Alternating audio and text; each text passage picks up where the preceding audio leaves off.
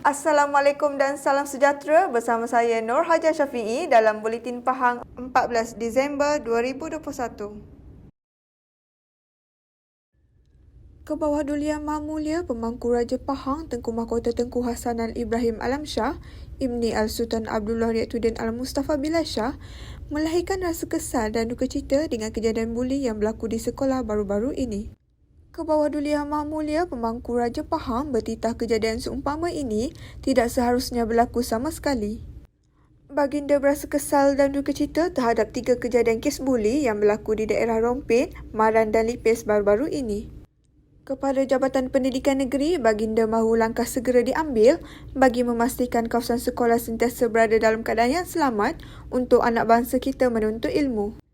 Baginda bertitah demikian sempena istiadat penggunaan darjah-darjah kebesaran dan pingat-pingat negeri Pahang Darul Makmur sempena memuliakan ulang tahun Hari Keputeraan yang ke-62 Kebawadulian Maha Mulia Sultan Pahang di Balai Ronseri Istana Abu Bakar di Pekan hari ini.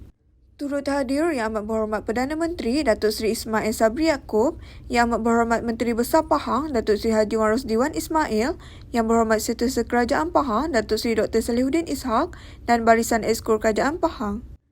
Baginda turut meminta ibu bapa supaya terus memberi peringatan dan nasihat kepada anak-anak supaya tidak terlibat di dalam perbuatan sedemikian. Ibu bapa juga perlu memberi peringatan dan nasihat tanpa jemu kepada anak-anak supaya tidak terlibat dalam aktiviti membuli rakan-rakan lain. Pentadbir sekolah juga perlu kerap mengadakan program-program kesedaran, keagamaan dan pendidikan sivik untuk menerapkan nilai positif dalam diri setiap pelajar.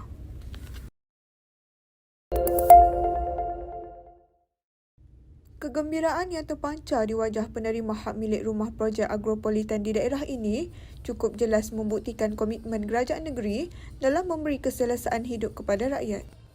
Yang Amat Berhormat Menteri Besar Pahang Datuk Seri Haji Wan Rosdiwan Ismail berkata, projek agropolitan secara besar-besaran di Parlimen Pekan melibatkan 297 peserta adalah ilham daripada kerajaan pada tahun 2009. Jadi diorang dapat rumah tadi. Semua happy nampak. Itulah. Dan ini jelas membuktikan kita punya komitmen lah kerajaan negeri dan kerajaan persekutuan ketika itu. Ya. Jadi ilham ni daripada kerajaan ketika itu pada tahun 2009. 2009. Dan hari ini sehingga mereka mendapat grant. Ya. So boleh mengeluarkan mereka daripada perterangan kemiskinan. Kalau tidak, mereka tidak ada peluang pekerjaan, tidak ada tempat tinggal yang sempurna, tetapi dengan adanya agropolitan ni, kita boleh menjana pendapatan ekonomi kepada mereka lah, dan dalam masa sama mereka mendapat mendiami semua rumah yang agak selesa berbanding dengan sebelum ni. Beliau berkata demikian ketika ditemui Unit Komunikasi dan Media Pahang UKOM pada majlis penyerahan hak milik rumah kepada 297 orang peserta projek agropolitan Pekan PAP di Dewan Konvensyen Sultan Haji Ahmad Shah di Pekan semalam.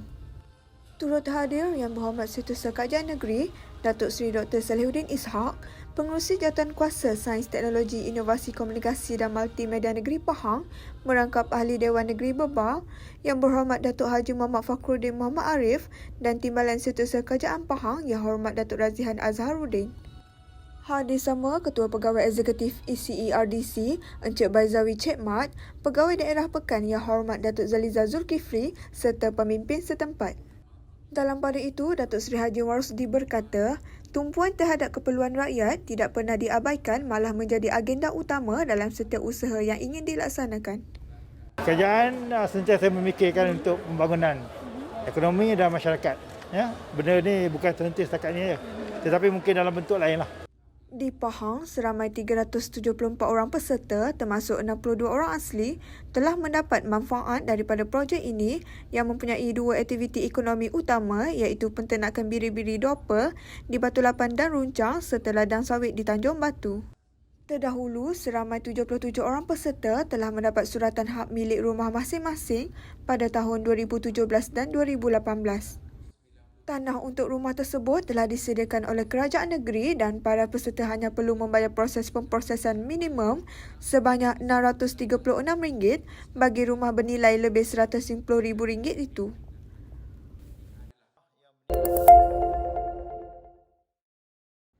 Jika dahulu, Encik Mat Mingan Saparan berumur 73 tahun dari kampung Cenderawasih sekeluarga selalu berhadapan musibah banjir, tetapi sekarang tidak lagi selepas menerima bantuan Rumah Rakyat Pahang RRP. Kedudukan rumah yang baru diterima dibina lebih tinggi daripada serumah lamanya yang telah uzur dan ia lebih selamat terutama apabila banjir kilat melanda. Beliau dalam pada masa yang sama menzahirkan ucapan terima kasih kepada Yang Amat Berhormat Menteri Besar Pahang kerana memilihnya menerima Rumah Rakyat Pahang. Bapa kepada 9 orang anak ini juga gembira kerana menerima kunci rumah dari Menteri Besar Pahang sendiri yang datang menemuinya dan keluarga baru-baru ini. Dalam pada itu juga, Datuk memuji usaha kerajaan negeri yang mahu menambah peruntukan bagi pembinaan Rumah Rakyat Pahang RRP. Bantuan sebegini memang amat diperlukan, malah kehidupan penuh sukar yang mendapat perhatian kerajaan negeri telah terbukti berjaya menyediakan kehidupan yang lebih selesa kepada semua. Menurutnya, kemampuan kerajaan negeri menyediakan rumah secara percuma kepada rakyat yang memerlukan membuktikan bahawa ekonomi kerajaan negeri ini berada dalam keadaan yang baik dan stabil.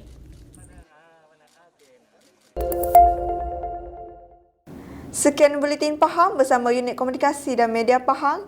Ikuti kami di Facebook, Instagram, YouTube dan Twitter. Terus bersama Pahang Media bagi mendapatkan maklumat terkini di negeri Pahang. Assalamualaikum.